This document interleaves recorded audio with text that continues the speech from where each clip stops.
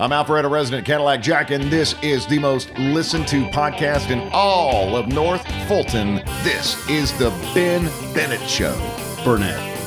This is the Ben Burnett Show. They'll never let that go. Do y'all validate? Unbelievable. The studio crowd. Thank you all. It's groupies. All the people in the window. Thank you all. I've never done a podcast with a live studio audience before. This is very nice. Yeah, they're everywhere. Hang on. You'll hear them. Hang on. Yay! No manufactured. Okay, this isn't the Falcons back in whenever when they piped in the crowd noise. There's a studio audience right there. Excited. Can you just feel the excitement, Ben? I do. Well, Caddy, I want to get started and kick off. You've done the same thing for a long time in the same place. Yes. At what age did you get? What age did you kick off and decide that this was what you wanted to do with your life? I knew in high school. I actually had a radio station in my bedroom. I had no transmitter. It didn't work, but I would pretend like I was a disc jockey. So much so that I would call people on the phone book. I was born in Charlotte, raised in Hickory, North Carolina, about 60 miles outside, furniture capital of the world. I would open up the phone book and find a random name.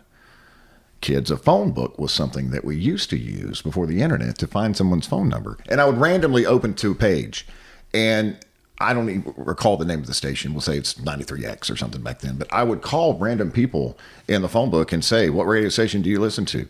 And of course, 93X is just this creative radio station. There's no such thing. But I would make a T-shirt, which remains the most sought-after item at any radio station event is a free T-shirt. I would make out of a Sharpie marker and a white Hanes collared T-shirt, a T-shirt for 93X, and I'd put it in the mail to them. And so that was the point where you determined that something was definitely wrong with you and you'd found your calling. Yes. And here I am today. I wanted to do TV, truth be told. In high school, we had internships, and I wanted to put in for TV, and we didn't have a TV station in Little Hickory, North Carolina. Right. And so the counselor came back, and she said, obviously we can't do TV. How about radio? And I thought, it's broadcasting. Why not? So I actually started when I was 15. In Hickory, and my mother was a public school teacher my entire life. The agreement, because I did 4 to 6 a.m. Oh, wow. And I was a sophomore in high school. I couldn't drive. 14, 15. Yeah. My mother would get up every morning at 3:30. She would drive me to the radio station. She would drop me off. She'd drive back home. Hickory's a very small city. I know it well. She would drive back home, and then she'd come back at 6 o'clock and pick me up. I would shower, go to the bus stop. Mom would go on to West Alexander Middle School where she taught. The agreement was this. There was only one string attached, and it kept me going. And it was, if your grades suffer, you're done. Yep. No. And that's all I needed to hear. I became so passionate about radio, and I knew that that's what I wanted to do. I was like a scholar. Right. Seriously, like my junior and senior year. I don't know what happened in college. I was asked not to come back, but that's maybe another podcast. We'll put that on the we'll put that in the box set of the Ben Bennett greatest hits. Well, when I was in Myrtle Beach, South Carolina after 2 years in college at Western Carolina up in Cullowhee. Yep. I was there for 2 years, pledged to fraternity, was having a really, really good time, go Teeks, Tau Kappa Epsilon, Zio chapter, and I was failing. And so the irony, Ben, is that my mom and dad were making a trip up to Cullowhee to tell me that I needed to take a semester off. Little did they know, I had already accepted a job in radio in Myrtle Beach, South Carolina, and I was going to deliver that message when they came up, not knowing they were coming to pull me. They told me later. So they were like, "Oh, thank God." Well, not really. Mom being a public school teacher, she was very, very apprehensive. She remains very apprehensive to this day. Son, Hyde, which is my real name. When are you going to get a job? And I say, Mama, listen, things turned out pretty well. I've had the same job at the same radio station for a quarter of a century, more than half of my life. But we like to poke each other about that. But when I was in Myrtle Beach, the agreement was you got to go to college. There's only Coastal Carolina. Yeah, okay? and we can argue that that's less of a school than Western Carolina. Easy now. Go Cats. Easy. And so the agreement again was you can go, but you got to go to college. I had no interest. I wanted to be at the radio station. Round the clock. It was a country station in Myrtle Beach. A friend of mine who I worked with in Charlotte for like a cup of coffee, moved there, called me out of the blue at Western, said, "Hey, I got an opening. Come and join me." I was excited. Mom says, "You got to go to college." So I registered as a student at Coastal Carolina in Myrtle Beach, South Carolina. Go Chanticleers. Dustin Johnson. I was there. I was a student, Ben, for 10 minutes. So you withdrew so you get your deposit out? No, didn't even bother doing that. I went to my first day of classes. I drove onto the campus. I could not find a parking spot. And so after 10 minutes, I said, screw it. I'm going back home. Never withdrew. Never took my books back. Never. It was a really tough story to share with my mother. But again, things turned out well. But I say I was a student at Coastal Carolina for 10 minutes, literally, because I'm a very impatient person. I can't find a parking spot. I'm out. That's why I asked to validate, your parking when I got here. Well, and you have to finish the interview before we'll validate. Is that why you haven't picked up my parking ticket? Oh, yeah. Yet? Okay. And it's, as people continue to just stream in here, it's getting out of control. When I let it out that you were coming, right. It's kind of like women of all ages strolling in here to listen to you talk. It's like trying to find a parking spot at Avalon on a Friday night, Oh, well, and so you've been married for 16 years. Your wife is a kind soul. She is. To tolerate you. Oh, wow. Okay. Well, I didn't know we were going there. I'll take it back, Ben. She is. She's a Campbell High School graduate. She graduated high school in Smyrna. She's a Georgia Bulldog with a journalism degree. We met at Kicks. Yep. She was a senior sales rep. I was, at the time, doing afternoons 3 to 7. We dated for probably 2 years before anybody in the radio station knew, because we did not want there to be any sort of conflict. She was number one in sales. I was number one when it came to ratings. We just didn't want there to be a mixed message or the someone to have the idea that there's preferential treatment, when it comes to endorsements to appearances with me that she would book me for. She actually booked me at a rodeo, Ben, the day that I got married to my first wife. Oh, that's interesting. No, wait a minute. No, that wouldn't work. Hang on. She booked me at a No. She booked me at a rodeo in Conyers the day that she got married, because Donna didn't want me there. That is a country music song. Is it not? In itself? Is that not crazy? But it's the truth. That's exact. I'm flashing back now. We met for the first time at Country Fair 1. The Country Fair is our annual yearly. Oh yeah, it's a great show. Country festival. Been at Verizon here in Alpharetta for probably 6 years now. Country Fair 1. And what did you just get done with? 16, 17? No, this is number 1. No, I'm talking this year. What year was this one? I know that's a big deal to Kicks. Well, I've been at all. I think it was 2022 maybe. Oh my gosh. Yeah. But it was at Lakewood at the flea market. Not even in the amphitheater. Okay, it was in the flea market. And she's going to kill me for sharing the story. But we met in the VIP area. They sold clients in. Donna had several clients that were in, and we both, no kidding, and you're gonna say you're crazy. This can't be true. We reached into the Coors Light beer ice bucket at the same time, and that was just it. Let me tell you something. And grabbed for the same beer, both of us. And you think that I'm making this up, and I'm not. The mountains were blue. Yes, indeed. We literally. As was our language after we met. But we literally locked eyes. And she said something to me, which I cannot repeat anywhere and never will. But from that day forward, we were together. We were married to people that we should not have been married to. I want to be very, very clear about that. We were both in the process of getting divorces. And there was an instant connection. And we've been together ever since. Well, that's wonderful. I know she does a lot with Atlanta Magazine, and she runs the joint. She was absolutely paramount in forcing you to sit down and talk to me. So that's not true. That's not true. You were out in Western United States doing. Where were you? Yellowstone. Big Sur or something? You vacation man? I was at Yellowstone with my wife for our anniversary. Yes. So don't throw it on me, Ben. I tried to track you down. I responded to your text actually in nothing for like 4 days, and I'm like, well, there's no cell phone. Well, okay, but I didn't know that. I didn't know that you were there, and so I'm like, well, listen, Big Sur was last year. Yeah, okay. I'm sorry. I must keep up. Yeah. My wife does. She retired from Kicks when we had her third child. Yep. And was a stay-at-home mom. She's a phenomenal worker bee, though. She has the mind of a worker. And so when our third child, Charlotte, who is in 7th grade, is 12 years old, goes to Pinecrest Academy in Cumming. When Charlotte was old enough to be in school, maybe 2nd or 3rd grade, and be able to do her own thing, Donna was like, I got to get back in the work field. Sure. We Understood. did not want to work together again. We talked about that. Did she want to come back and sell radio? She could. Let me tell you something. I would put her up against any sales executive in any city, in any industry in America. I would.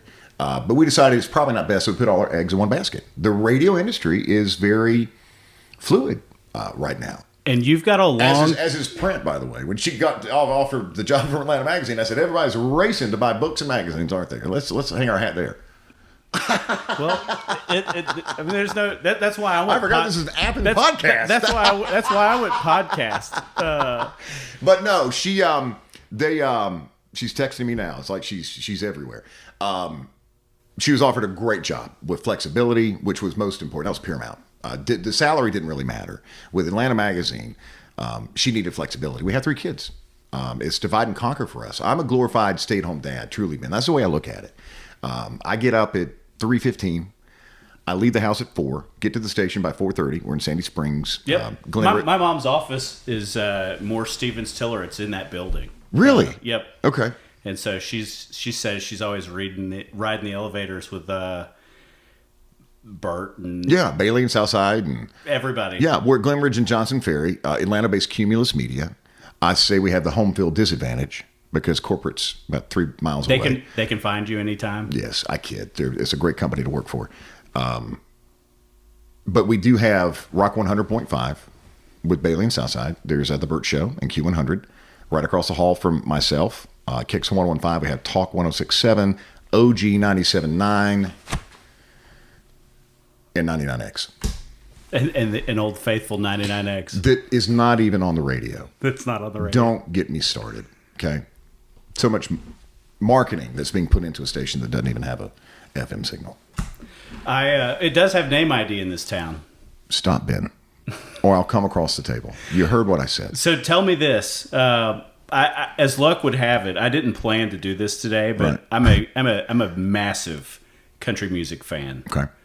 And I was watching the CMAs last night, and there were all kinds of people that took down awards that I didn't necessarily see coming because the CMA awards are more fan... No. Academy? ACMs. Okay. Are not maybe 10% fan voted. Last night? No. There's 2 different award shows. There's CMAs, which is really the big one, which was last night in Nashville. The ACMs, normally in late winter, early spring, are in Vegas. Yep. I had a conversation about this before I came up here today, about the awards last night and exactly what you're talking about. You saw awards given out that you would not necessarily have thought would have been the winner in each category, or some categories, right? It was. I'm a huge... Give me one example. I'm a massive Casey Musgraves fan. And I know that she's probably not somebody you guys play between. You may have today. Don't play her at all. Don't play her between. Never played her. I have never played a Casey Musgraves record. But she's a wonderful storyteller. She's a good writer. She won Album of the Year. She won Album, and I was shocked. As was I. As was the entire radio industry. Not that, and I'm sitting here as a fan going, I didn't see that coming. Well, let me tell you what it's done. And another example is with Vocal Duo of the Year. For the 3rd straight year last night, it went to Brothers Osborne, who are talented guys. Very. Okay. But you mean to tell me FGL. Come on. Are you kidding me? Come on. Florida-Georgia line? What happens in Nashville is just like every industry, whether it's radio, whether it's newspaper, whether it's broadcast, whether it's auto parts. Everybody's becoming smaller. Everybody is consolidating. Mm-hmm. What happens is, and the same thing's happened with the record industry in Nashville. All the labels really fall now under 3 huge categories. There's Sony, there's Universal, and the other Big Machine from Scott Borchetta, who is a genius and raised and pampered and bred. Well, that doesn't sound right at all. He launched Taylor Swift. That was exactly where I was going. And it made him. Oh, absolutely. But now he's got Florida-Georgia line. Yeah. He's got so many successful acts. Jason Aldean or did he just leave? No, Jason's been with his original label for since the beginning. Okay. I think somebody's going to scoop him up here before long. A major label. He's on Broken Bow. Yep. which is it's not one of the majors, and it's not an indie label by any means, but it's not a major label either. What happens though, Ben, with these votes? The record labels, whether we'll call them the three. There are so many members of the CMA, the Country Music Association, that work in each of those buildings that get voting rights. They're told who to vote for. It's called block voting, and it is so unfair. Brothers Osborne would even tell you, if they were in this room right now and on this podcast, the fastest, most growingest podcast in North Fulton County. Easily. If they were sitting here, they would tell you. They would say. They even acknowledged Stan and Shay, who were also nominated in the category from the stage. They're almost like, guys, come on. We're glad to do what we do, but we're still human and we know what's going on. So it's block voting. Same thing happened with Casey. Same thing happened with what was the other one? But I don't recall. But it's a nasty. It's very political. I'll leave it at that. It's just a very, very political thing. And I watch the other person that I really like that I think can do anything is Maren Morris, and it's not that. And I say that meaning I don't know that she's country music. She certainly can be when she wants to be, but she can do anything. And when I saw her singing last night, I was like, I thought what was interesting was I went to look this morning, and both Casey Musgraves and Maren Morris this summer were on tour with Niall from 1D. From One Direction. And I thought maybe he and I are like a kindred spirit of all the fan. hip parents know it's 1D. It's not One Direction. Oh, sorry. Okay. Are they a thing still? No. Yeah. I don't think so. My kids are 5, 3, and 2, so we're still... You're not there yet. No. Oh, that day will come, Ben. That day will come. Well, that's why I'm glad mine are 19, 15, and 12, so I can help you through all of the stages. And I thought that was really interesting. It's funny to hear you talk that even something that I would say that I'm somebody who knows a little bit about. I'm more than the average person about Nashville. I know record labels, and I know Taylor Swift, and I knew she was with Big Machine, and most people don't know that. But I'm kind of surprised to hear it's big business putting the fix in. I've worked in the industry my entire life. It's the only job I have ever had. I've been here in Atlanta at Kicks since I was 19 years old for 24 years. Right. I, as a fan of country music, as a passionate fan of country music, it pisses me off. Yeah. It's not fair. It's the fact that music has become so political, and it's not just Nashville. I think Nashville leads when it comes to that kind of stuff.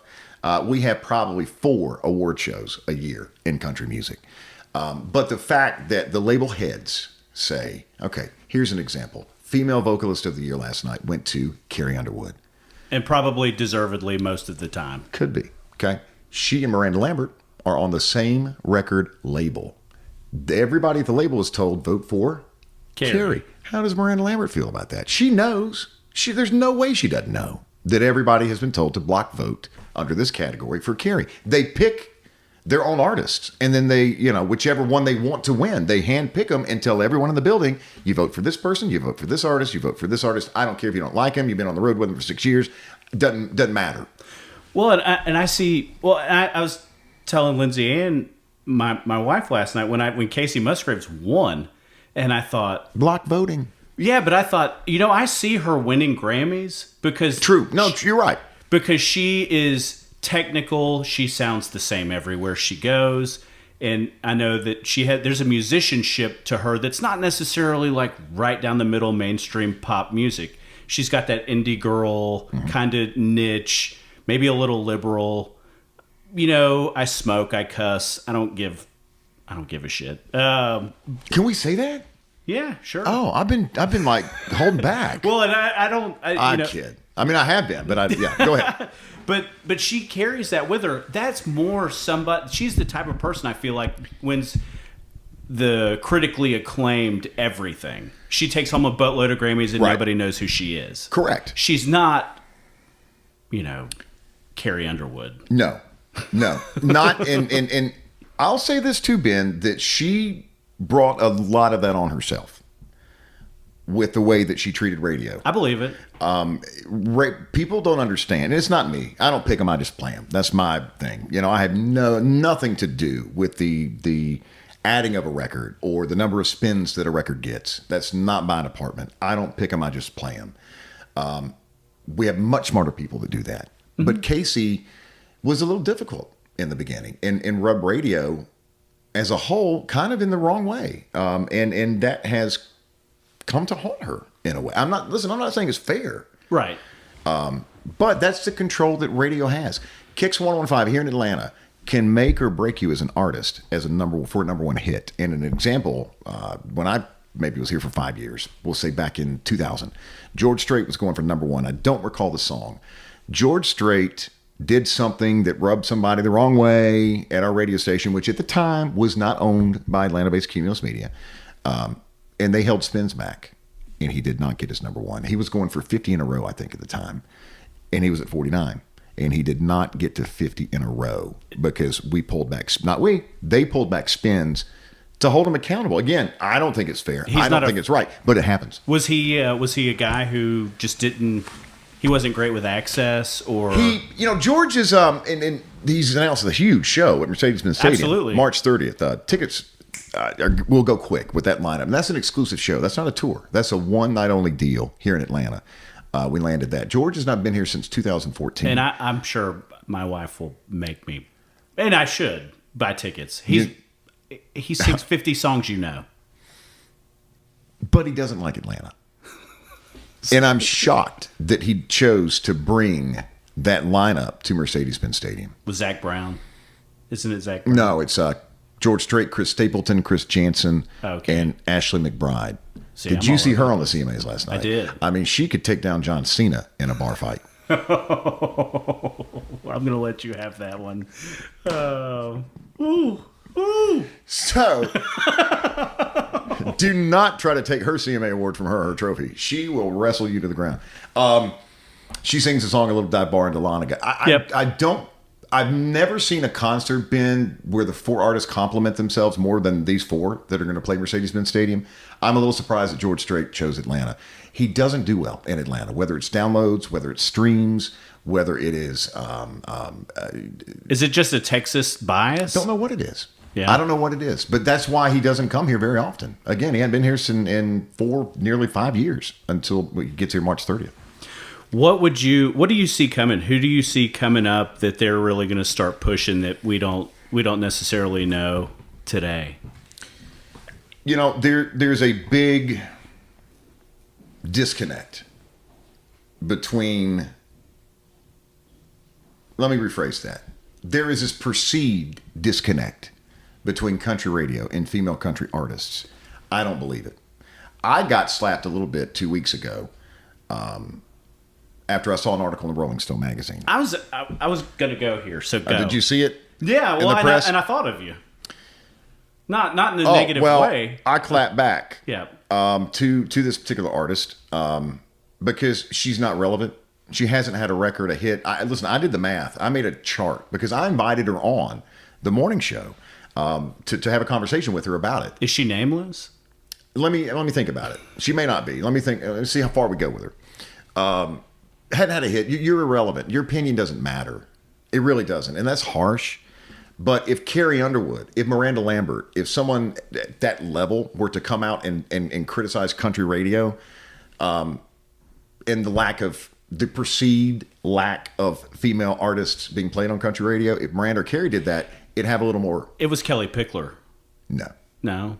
I'm all over the place today. Okay, hang on. So I was on the couch a Friday afternoon waiting for the kids to my 15-year-old goes to Cambridge, waiting for her to get off the bus, and I was on the couch scrolling through Twitter. That's actually in our contracts. We have to be active on social media.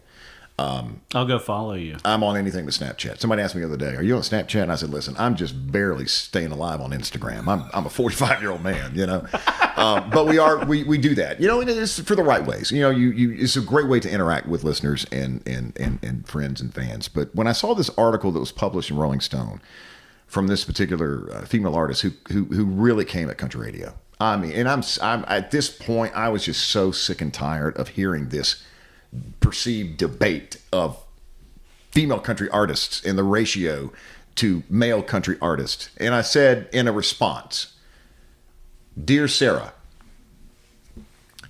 Did you ever think it's about the song and not the gender?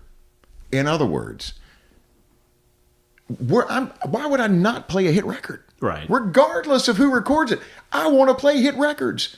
My program director, Brian Thomas, wants to play hit records. Hit records drive ratings. It doesn't matter the gender. It matters the song. And that's where it all gets screwed up. And that's where I get so angry.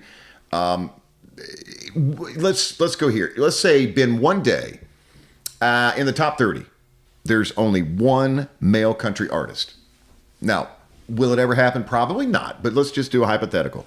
Do you think men are going to march on Nashville and say, do you think men are going to spam radio stations nationwide, calling us all kinds of sorts of different names because we hate women? Do you think that men would have their own CMT Artist of the Year special? No. Absolutely not. What did Leslie Fram, who is the ops manager, used to be Works the program for CMT, right? She's a program director at 99X back in the day here in Atlanta. She's now pretty much the head boss at CMT, Country Music Television in Nashville. She knew. Leslie Fram knew that she had to do this in 2018. And what she did was the CMT Artist of the Year is normally the 6 biggest artists of the format. This year, it was an all-female cast. Because everybody was getting skewered, not just radio. But I took a lot of heat on social media.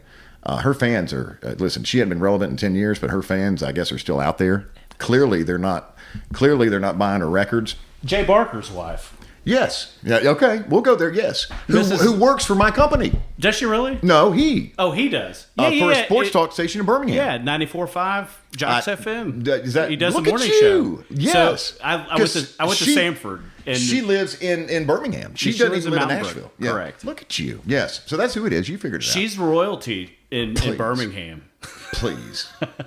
Her and Bart Starr But she's trying to make herself relevant. She's trying to sell albums. She's trying to sell downloads to people with a platform that I don't think is there. Well, so it's a snipe hunt. She has songs. What I think is really funny about what you just said was that the same person who wrote a lot of her hits is the same person who writes Jesus Take the Wheel for Carrie Underwood, Hillary Lindsey.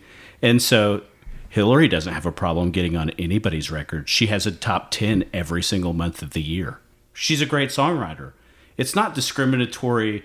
I think that I felt like there was something behind that last night a little bit with the whole Casey Musgraves, because she kind of stuck out like a sore thumb. Yeah, and there's I wouldn't have been. I don't know. We've proven that I don't know it like you know it, but you know a lot. I'm a big fan of the songwriters, and there's tons of talented women in Nashville. I mean, they fall out of bars every night of the week singing and playing, and they're everywhere. Yeah. And anybody who spends any time down there on Broadway knows if you go to the Bluebird Cafe on Monday nights for open mic night, it's one of the greatest experiences as a fan of music that you can have.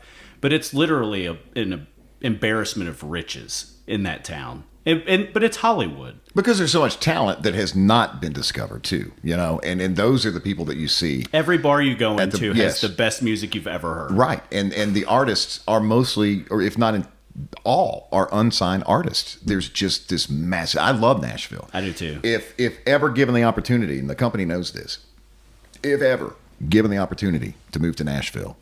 Don't ask me twice. I'm there. Yeah. Before my career ends, could be tomorrow. Hope not. Radio's a little fickle. I want to work and live in Nashville, Tennessee. So I'm going to ask you a question, and I don't ask this to kind of float your ego. One guy in one place in an industry that is that fickle, what gives you the staying power? Is it the fact that you bring sponsors to the table? Is it the fact that Is it a combination of the fact that you cover your salary X number of times? Is there something to it where your ratings are obviously good? Like, I imagine if you're great and you can't sell anything, so is the next guy. You know what I mean? You're spot on, Ben. Yeah. You're spot on. I have been through maybe 5 contract negotiations. I have 2 more years left in a no-cut deal. It was originally a 4-year deal, about halfway there now.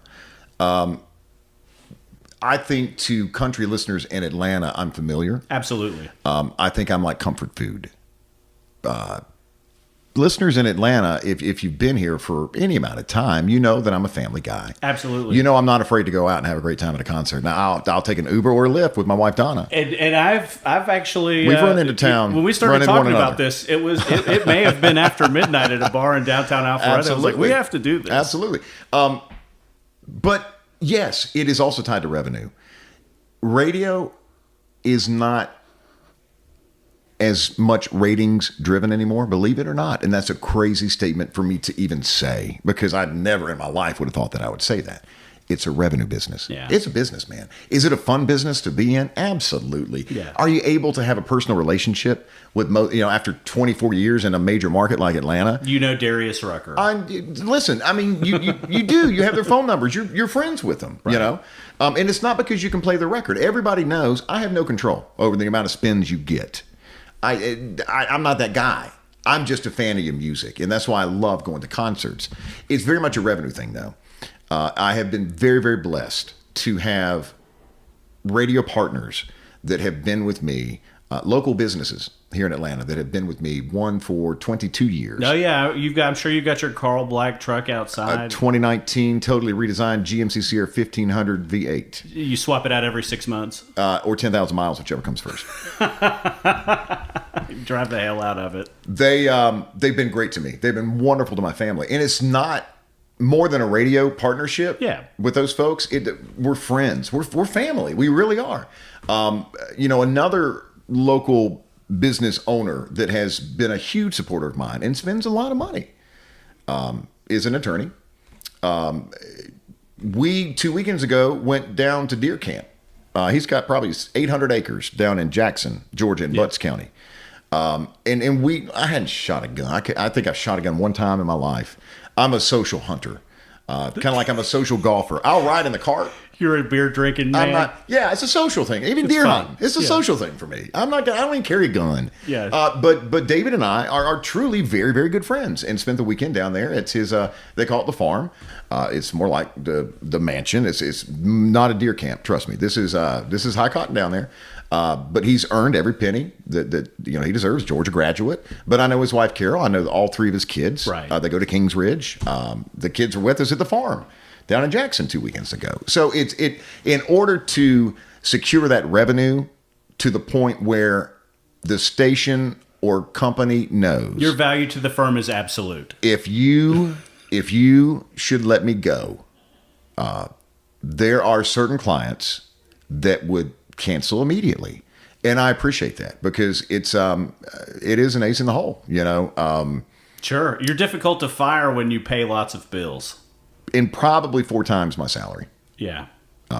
Over with 3 counts, all of them local. It's all about the relationship. All about the relationship with local businesses. As much as it is up here about your relationship you have with your neighbors. Right. I'm a huge Alpharetta fan. I've lived up here 16 years, same house. Can we talk about the city? Yeah, sure. Go wherever you want to go. Mr. Councilman? You can call me council member. I don't trust anybody that leads with that. I'll just tell you. Really? Yeah, they only call me councilman when they want something. Yeah. No, I don't want anything except my damn parking validated. Yeah, well, we'll it's not over. There's so much talk about growth in Alpharetta. I'm a fan of it. I love it. I love it. If you work and live in Alpharetta, Georgia, you now don't have to go anywhere. You never had to add to this little bubble. I can't tell you the last time I went to Lakewood to see a concert. I won't do it. But even for, if you wanted a certain store, you would have to go, sometimes, to Lenox, sometimes to Phipps, sometimes to wherever. It's changed. There is nothing that you could want now that you cannot find in Alpharetta, Georgia. And I love that. Has there been great expansion? Yes. Have Mayor Gilvin and I discussed it? Yes. The downtown development, I'm a huge fan of. Already eaten at every restaurant that has been opened. I'm still a fan of the originals, though, whether it's Paul and Q, whether it's, Smoke Jack. Paul's my neighbor. Is he? Yeah, oh, yeah. Known him for years. Great guy. My only concern with the growth is this, and it's pedestrian traffic. My worst fear, and this is truth, my worst fear is... Somebody's going to get hurt. I'm going to kill. No kidding. This is going to sound morbid, but my worst fear is hitting someone in a crosswalk and killing them. Yep. I have horrible dreams about it.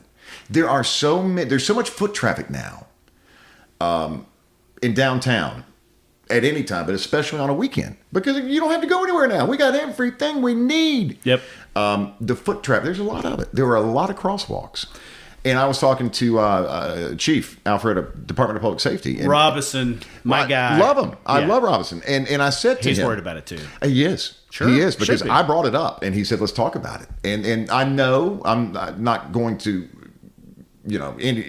let anything out that shouldn't be out. And you certainly, I'm sure, would know about it. But they're looking, the city, I'm sure the council and the Department of Public Safety are looking at how to deal with it and how to make it absolutely safe, 100% safe for the pedestrians that are walking in and around the city of Alpharetta. And there are some great ideas. There's some guys I know from my days in Birmingham named Rick and Bubba. Yeah. Syndicated morning show. And they will always say that common sense is a superpower. And I said, probably. Can I steal that? 6 months. Do they have that trademark? I'm sure they have that trademark. Yeah. But it's the dadgum truth. And the more times you have to cross the street to get where you're going, the more that you're twice as likely to get hurt if you've got to cross the road twice. And there's so much traffic. There's so much car, vehicle, truck, SUV, Land Rover traffic. Yep. In addition to the pedestrian traffic now that you have to be aware of, I stop at every single crosswalk. I don't care if you honk the horn behind me. I'm not having that blood on my hands. And I think, Mr. Councilman, it's only a matter of time until something tragic happens to someone who is walking in the downtown Alpharetta area with their family. It's just a matter of time, unless something is done. And I think the ideas that that have been shared with me are fantastic. I think they would work. We got to get them implemented, though. And there's, the thing that is the most absolute frustrating about sitting on a city council, and I don't mind anybody knowing this. If you move something as fast as it could possibly go, it's just painstaking to somebody who comes out of the private sector, because you have to study it, and then you have to ask everybody in all the different departments' opinions, and it's like, and the folks at the public meetings too. Public meetings, but the folks that are our professional staff in Alpharetta are literally, if they're not the best in the country, they're really close. But it's still so. It just, we're about to implement. We passed ordinances and stuff to do 5G. I rode that thing as hard as I could possibly ride it. It took 6 months, and nobody's even signed up to go build down there. That's just to get it to where the market could come in. Okay, that's best case scenario. But you're 100% right. I sat there when I debated the guy that ran against me. I said, "Look, I was driving down here this morning, and some guy had gotten hit by a bicycle on Canton Street. That's the truth." It scares me. It does. It scares me. And it was 9:00 in the morning. It wasn't. It was like. It wasn't. Nobody was drunk. Not that I know of. 9:00, Alpharetta. Come on. Yeah, we just passed the brunch bill. It's gotten bottoms up at 11 on Sundays. Come on. We have a lot to be thankful for, but it's absolutely. I think that there's the scrambled sidewalk is a big piece of it, because you got to get people onto the sidewalks. You got to get them out of the roads. And that's what I have been told, and I am absolutely a supporter of that. I think that that's the fix. The problem on Highway 9 is that that's a DOT road, and so we want to use a proof of concept on one of our arterial streets that we control and own, and I think you'll see that. Canton Street. You'll see it in the spring. As early as the spring? Okay. With the technology at all the stoplights is there. It literally costs us paint. And then we said, let's just do it for the summer. And if we don't like it, we'll change it back. It requires votes to change it, but there's 4 votes to do that. For those that don't know what we're talking about, if you're able, Mr. Councilman, explain what that is, because you would be able to explain it better than I. A scrambled sidewalk is when more or less you take away the right turn on red from everybody, and for about 15 seconds, each of the 4 lanes of traffic, or each of the 4 sides, 4 directions of traffic are stopped. So every pedestrian, you can cross the street diagonally without the ability to get hit. Everybody goes at the same time. Everybody goes at the same time. They have them. I saw them in Banff.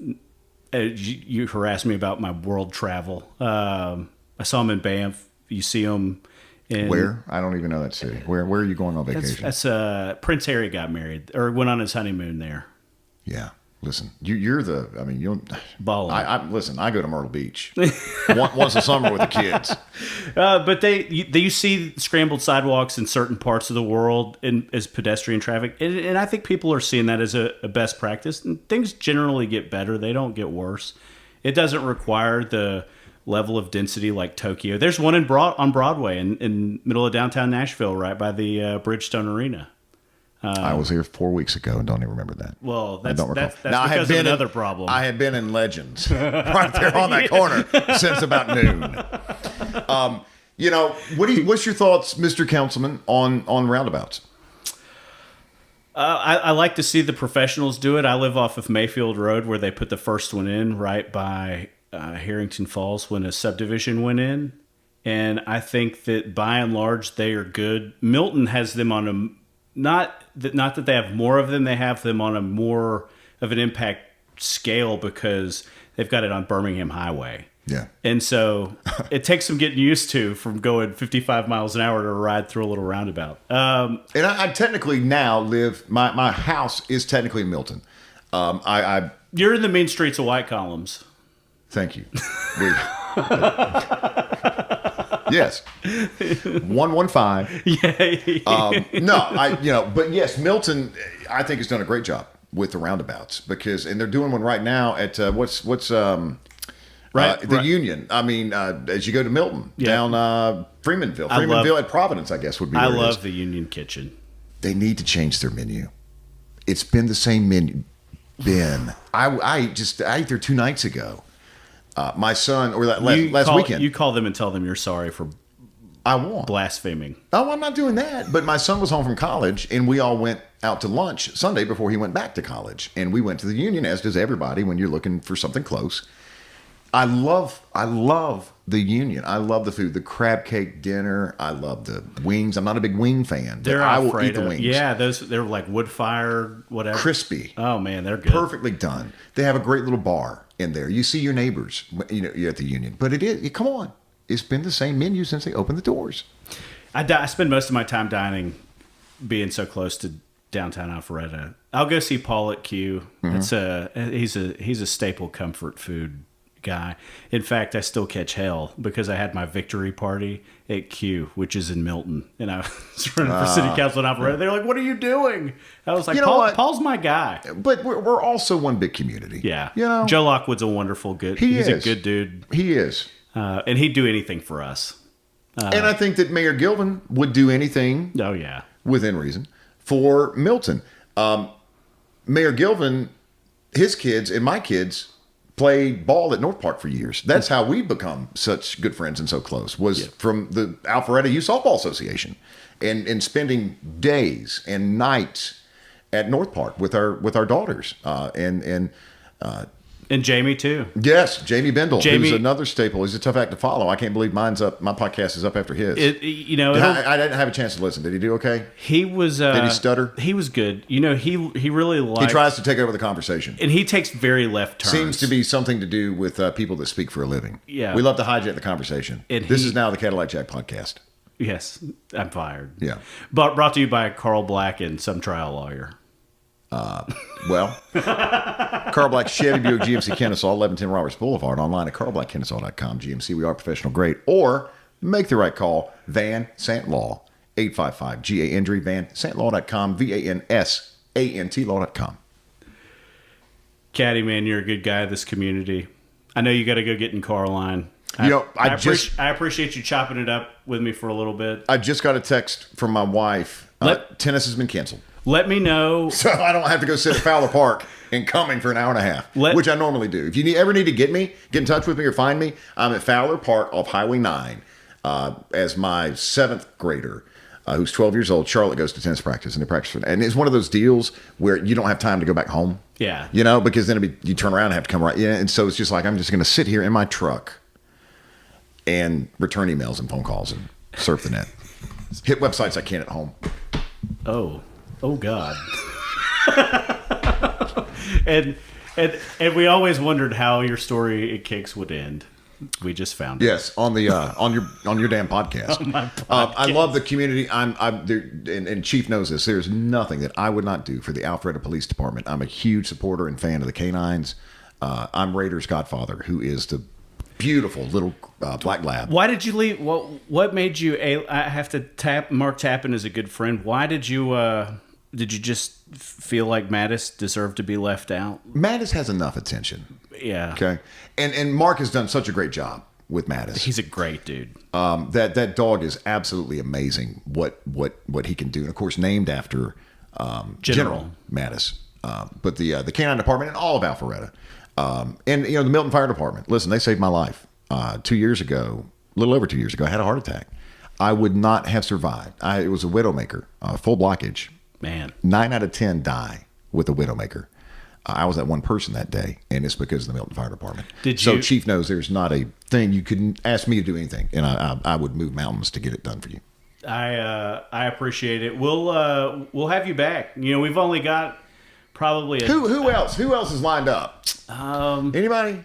Have you got Brian Luttrell? No, I want Brian Luttrell bad. How about Foxworth? I talked to Foxworth this morning on the way here, as a matter of fact. He'd be great. Jamie and I talked about Foxworthy yesterday. Well, he's got 2 shows. He only calls when he needs something. Yeah, of course. And I gave him a lot of heck about it. I said, "Why are you calling? Are you pitching barbecue sauce? You got a reality TV cooking show again? What you just call to pitch something?" He has 2 shows coming up at Cobb Energy Performing Arts Center. They just added a second. That says a lot about Jeff Foxworthy, who is also an Alpharetta resident. And if you could help me get Brian, that'd be great. I could get Foxworthy in a minute for you, but I'm not I'm not in that tribe. The Brian Luttrell. We're working our way down. So we were going to start with you, and then we'll get when we get to Foxworthy, we'll get to him, and then when we get to boy band. He does a lot for the community. Brian Luttrell. Yes. He wants it that way. I see what you did there. We got to go out on that. All right, everybody. This has been the Ben Burnett Show. The fastest, most listened to growing podcast in all North Fulton. And it's not even close. Have a good day, everybody.